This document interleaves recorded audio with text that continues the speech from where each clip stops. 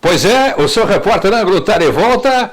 Professor Axé, atualidades da semana. Ele vem sempre aqui dando dicas de atualidades. Qual que é o assunto hoje, Axé? Então, Jarbas, hoje nós vamos falar de um projeto bastante ousado, que foi o ProAlco. ProAlco completa 40 anos este ano de 2015.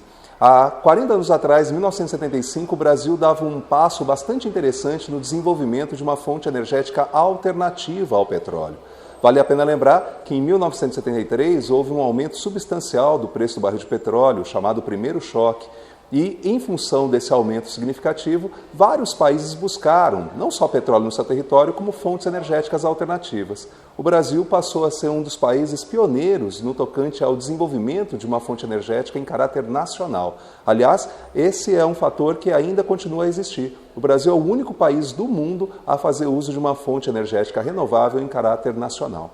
O ProAlco deu origem ao etanol, o famoso etanol que hoje nós usamos tanto nos nossos carros, a flex, quanto os carros a gasolina, porque uma parte da gasolina tem diluída nessa gasolina uma parte do álcool. É interessante levar em consideração que o etanol ele tem uma grande vantagem, que é uma fonte renovável e consegue substituir em parte a gasolina, mas é uma fonte limitada. Então, independente do fato de termos reduzido o consumo de gasolina, continuamos a fazer uso em larguíssima escala do petróleo e de alguns derivados que o álcool não substitui.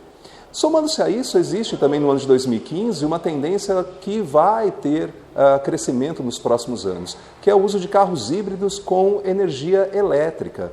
Já existem algumas transformações nesse sentido nos Estados Unidos. A BMW lançou um automóvel híbrido há pouco tempo, custando $32 mil apenas, para uma empresa tão grande, de tão grande respeito quanto a BMW, um valor de $32 mil para um carro híbrido nos Estados Unidos, movido em parte à eletricidade. Aqui no Brasil também existem algumas empresas que já estão inovando. Portanto, o futuro mostra que a nossa dependência de petróleo tende a diminuir com o passar dos anos.